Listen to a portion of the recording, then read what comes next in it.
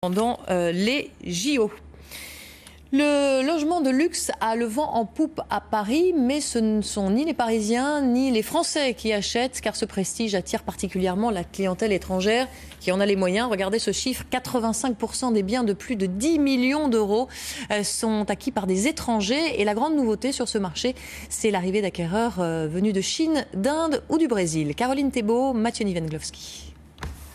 Derrière les façades de ces immeubles parisiens se cachent des biens d'exception. Entrez, messieurs, je vous en prie. Oui, absolument.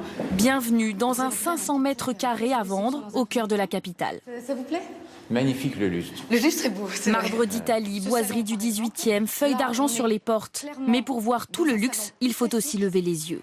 Ces deux plafonds, d'ailleurs, qui sont faits à la feuille d'or, qui ont été... Ce décorateur visite aujourd'hui pour le compte de riches Brésiliens qui ont fait fortune dans le commerce. Alors, justement, vos clients sont à Rio. Ils et Paris adorent n'est l'air pas Rio. conditionné. Oui. Ils cherchent pour eux un pied-à-terre à Paris. Entendez, 5 chambres et autant de salles de bain. Des biens comme celui-ci s'arrachent entre 15 000 et 40 000 euros du mètre carré, contre 8 000 en moyenne dans la capitale. Les clients peuvent aussi l'acheter en partie meublée. Première conséquence de cette forte demande étrangère, des prix qui s'envolent. C'est à Paris que les prix de l'immobilier de luxe ont le plus flambé l'année dernière, plus 22% selon une étude britannique, loin devant Hong Kong ou Helsinki. Londres arrive 6e de ce classement, New York 13e. Le prochain record dans la capitale pourrait être battu par cet hôtel particulier. 3000 mètres carrés, prix de vente 100 millions d'euros. Il appartient à une famille du Golfe. Ce sont eux qui achètent les biens les plus chers, juste devant les Russes.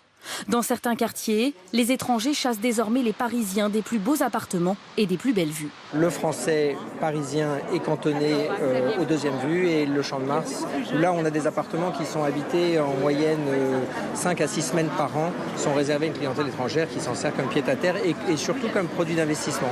Un investissement jugé par les étrangers plus sûr et plus rentable que de nombreux produits financiers, d'où leur attrait croissant pour cette pierre précieuse.